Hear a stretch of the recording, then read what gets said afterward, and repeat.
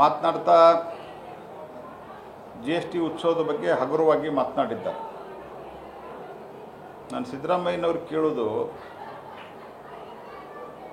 ನೀವು ಮೊದಲು 2008ಕ್ಕಿಂತ ಮೊದಲು ನೀವು ಜನತಾ ಪರಿವಾರದಾಗಿದ್ದಾಗ,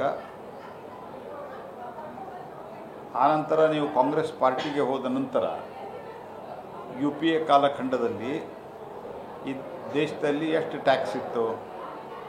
ನೀವೇನು ಹೇಳಿದ್ದೀರಿ? ಮೊದಲು ಇವರೇ ಜಾಸ್ತಿ ಮಾಡಿದ್ರು, ಆಮೇಲೆ ಇವರೇ ಕಮ್ಮಿ ಮಾಡ್ತಾರೆ, ಆಮೇಲೆ ಗಿಫ್ಟ್ ಅಂತಾರೆ. ಸ್ವಾಮಿ ಸಿದ್ದರಾಮಯ್ಯನವರೇ, ನಿಮಗೆ ಜಾಣ ಮರು ಇದೆ ಅಥವಾ ವಯಸ್ಸಿನ ಕಾರಣದಿಂದೇನೋ? ನಾನು ಯಾರಿಗೂ ವಯಸ್ಸಿನ ಬಗ್ಗೆ ಅಪಹಾಸ್ಯ ಮಾಡಿ ಮಾತನಾಡ್ತಾ ಇಲ್ಲ. ನಾನು ಇದನ್ನು ಸ್ಪಷ್ಟಪಡಿಸ್ತಾ, ವಯಸ್ಸಿನ ಕಾರಣದಿಂದ ನೀವು ಮರುವಾಗಿರ್ಬೋದು, ಇಲ್ಲ ನಿಮಗೆ ಜಾಣ ಮರು ಇರ್ಬೋದು.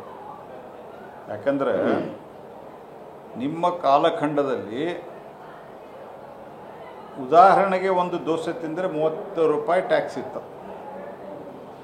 ಅದನ್ನು ಸನ್ಮಾನ್ಯ ನರೇಂದ್ರ ಮೋದಿಯವರು 2017ಕ್ಕೆ GST ತಂದ ನಂತರ ಅದನ್ನು ಲಗ್ಭಗ್ 12%ಗೆ ತಂದಿದ್ದರು.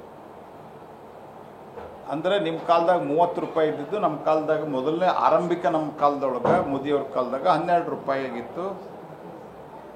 ಅದನ್ನು ಆ ಕಾಲದಲ್ಲಿಯೂ ಸಹಿತ ನಿಮ್ಮಂಥವ್ರು ಅನೇಕರು ನಮ್ಮ ರೆವಿನ್ಯೂ ಲಾಸ್ ಆಗ್ತದೆ ಅನ್ನೋದಕ್ಕೆ 4 ಸ್ಲ್ಯಾಬನ್ನು ಇಟ್ಟಿದ್ದಕ್ಕೆ ಜಾಸ್ತಿ ಆಗಿತ್ತು.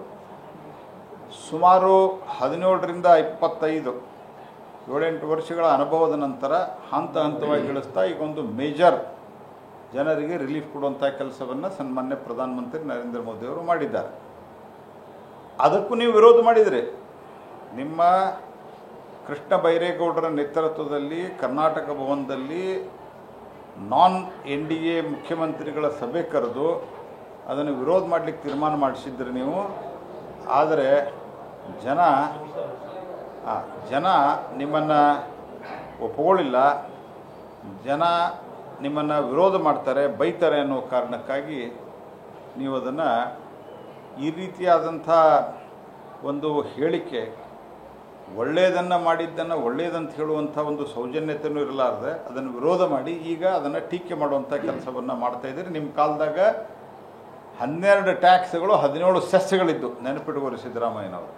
ಅದನ್ನು ಸರಳೀಕರಣ ಮಾಡಿದ್ದು ಆರಂಭದಲ್ಲಿ ಮೊದಲನೇ ಹಂತದ ಸರಳೀಕರಣ 2017 ನಂತರ ಅನೇಕ ಬಾರಿ ಬದಲಾವಣೆಗಳು, ಟ್ಯಾಕ್ಸ್ ಕಮ್ಮಿ ಮಾಡ್ಕೋತಾನೆ ಬಂದಿದ್ದು. ಈಗೊಂದು ದೊಡ್ಡ ರಿಲೀಫನ್ನು ಸನ್ಮಾನ್ಯ ಪ್ರಧಾನಮಂತ್ರಿಗಳು ಕೊಟ್ಟಿದ್ದಾರೆ. ನಾಚಿಕೆ ಮಾನ ಮರ್ಯಾದೆ ಇದೆ, ನಿಮಗೆ ನಾಚಿಕೆ ಮಾನ ಮರ್ಯಾದೆ ಇಲ್ಲ. ಯಾಕಂದರೆ ನಿಮಗೆ ಹಳೇದು ಗೊತ್ತಿದ್ದು ನೀವು ಈ ರೀತಿಯಾಗಿ ನಾಚಿಕೆ ಮಾನ ಮರ್ಯಾದೆಯನ್ನು ಬಿಟ್ಟು ಸಿದ್ದರಾಮಯ್ಯನವರು ನೀವು ಮಾತನಾಡ್ತಾ ಇದ್ದೀರಿ.